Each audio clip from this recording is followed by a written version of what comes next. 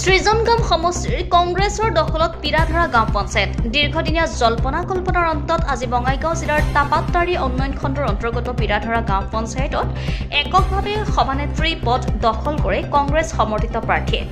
আজি টাপাট্টাৰী উন্নয়ন খণ্ডৰ কাৰ্যালয়ত পিৰাধৰা গাঁও পঞ্চায়ত গঠনৰ বাবে অনুষ্ঠিত হোৱা সভাত নাৰ্জিনা খাতুনে 10টা ভোটৰ ভিতৰত 10টা আৰু উপসভানেত্ৰী পদত সাজেদা খাতুনো সমসংখ্যক ভোট লাভ কৰি নিৰ্বাচিত হয়।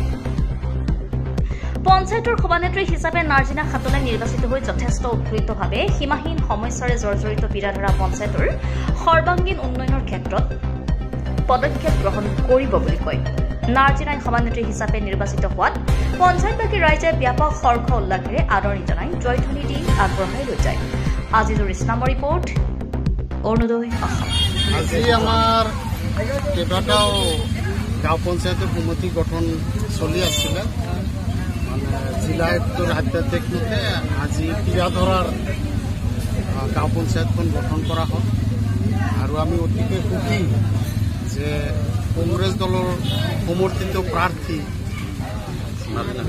নাৰ্জিনা খাতুন ডাঙৰীয়ানী পিৰাধৰা গাঁও পঞ্চায়তৰ সভানেত্ৰী হিচাপে নিৰ্বাচিত হৈছে আৰু আমি যোৱাবেলি বা তাৰ আগত এই গাঁও পঞ্চায়তত কংগ্ৰেছ সমৰ্থিত প্ৰাৰ্থী সভানেত্ৰী হ'বলৈ সামৰ্থ্য হোৱা নাছিল। এইবেলি প্ৰথমবাৰৰ বাবে ক'বলৈ গ'লে আমাৰ কংগ্ৰেছ দলৰ সভানেত্ৰী আমি পাইছোঁ।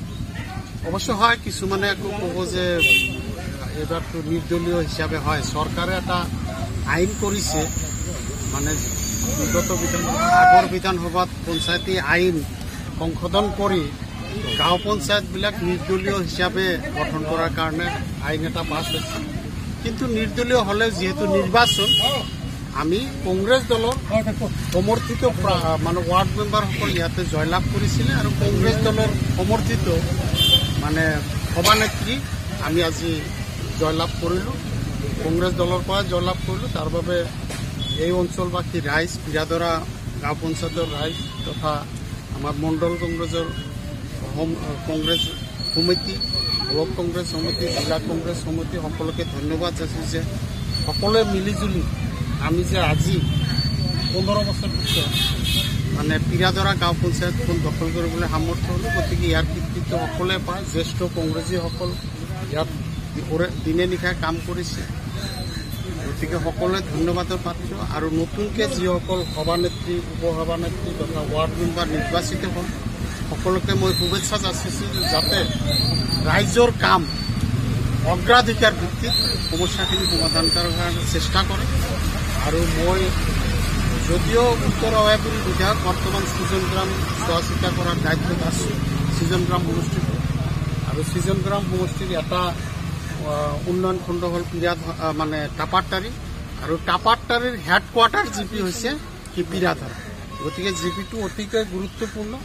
ইয়াত যিকোনো ধৰণৰ সহায় সহযোগিতাৰ আমাৰ ফালৰ পৰা প্ৰয়োজন হ'লে আমি সদায় প্ৰস্তুত আছোঁ। ৰাইজৰ সেৱাত আমি সকলোৱে মিলি উৎসৰ্গিত হ'ম বুলি আজি আমি দায়বদ্ধ হ'লোঁ। গতিকে ৰাইজে ৰজা, তো ৰাইজক ধন্যবাদ জনাই মোৰ দুআষাৰ ইয়াতে সামৰিছোঁ। ৰাইজক কি ক'ব? ৰাইজৰ 9জন সদস্যৰ আজি সকলোৰে সহায় সহযোগিতা কৰি যিখিনি আমাৰ গাঁৱত পঞ্চায়তত পিৰাধৰা জিপি পঞ্চায়তত যিখিনি অসুবিধা আছে পঞ্চায়ত নিৰ্বাচনত আমাৰ পিৰাধৰা গাঁও পঞ্চায়তৰ পৰা যদিও সদস্যসকল নিৰ্দলীয়, কিন্তু আমাৰ কংগ্ৰেছ দলৰ সমৰ্থিত ব্যক্তিসকলেই গৰিষ্ঠ সংখ্যক জিকি আহিছে, ৰাইজে জিকাইছে। আৰু আজি তাৰ ফলস্বৰূপে আমাৰ নাৰ্জিনা খাতুনক সভাপতি হিচাপে নিৰ্বাচন কৰা হৈছে আৰু তেখেতক আমি আন্তৰিক ধন্যবাদ জ্ঞাপন কৰিছোঁ। আৰু আমি আশা কৰিছোঁ কংগ্ৰেছ দলৰ নেতৃত্বত থাকি তেওঁ যাতে পিৰাধৰাৰ সৰ্বাংগীন উন্নয়ন কৰে, এইখিনি তেওঁলৈ আবেদন আৰু অনুৰোধ জনাইছোঁ। আমাৰ টাপাট্টাৰী ব্লকৰ অন্তৰ্গত 60 নং পিৰাধৰা গাঁও পঞ্চায়তত আমাৰ নাৰ্জিনা খাতুন তেখেতে 10জনৰ ভিতৰত 10টা ভোট পাই সভানেত্ৰী হিচাপে নিৰ্বাচন হৈছে। আশা ৰাখিছোঁ তেখেতে যাতে 10জন সদস্যক লৈ এই পঞ্চায়তৰ উন্নয়নৰ সাথে কাম কৰে আৰু সকলোকে যোৱা বেলিও তেখেতে যোৱা 5 বছৰতো তেওঁ সভানেত্ৰী আছিল ৰাইজৰ হকে কাম কৰিছে আশা কৰিছো খাতকৈ যাতে আৰু ভালদৰে কাম কৰে এইখিনি আশা ৰাখিছো আজি যি ফলাফল আমাৰ দলীয় পিৰাধাৰা গাঁও পঞ্চায়তৰ নাৰ্জনা খাতুনে 9জন সদস্যৰ সমৰ্থন লৈ আজি পঞ্চায়ত সভানেত্ৰী হিচাপে নিৰ্বাচিত হৈছে তাক আমি আন্তৰিক ধন্যবাদ জনাইছোঁ যাতে সমিল মিলৰ মাজত পিৰাধাৰা গাঁও পঞ্চায়তখনৰ সৰ্বাংগীন উন্নতি কৰিব পাৰে এইখিনি আশা ৰাখি মোৰ বক্তব্য শেষ কৰিছোঁ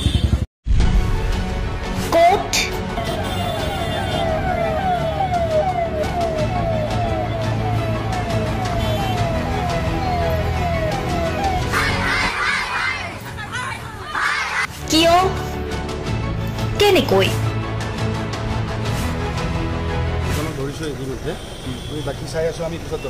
দুৰ্নীতি ৱাইফজনীয়ে কৈছে বোলে এওঁ মোৰ হাজবেণ্ড আপুনি কোন হে ক'বলৈ এওঁ অবৈধ বুলি অনিয়ম ভ্ৰষ্টাচাৰ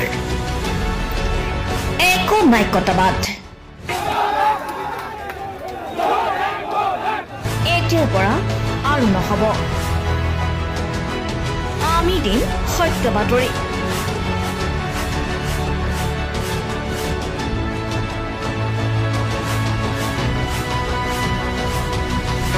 নিজকে সংস্থাপিত কৰাৰ বাবে শুদ্ধ ৰূপত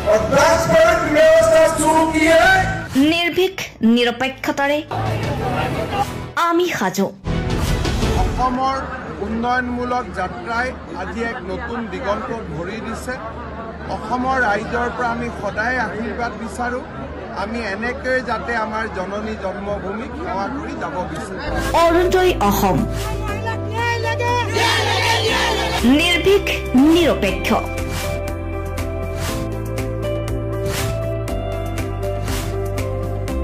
ৰাইজৰ বাবে ৰাইজৰ পক্ষত অৰুণোদয় অসম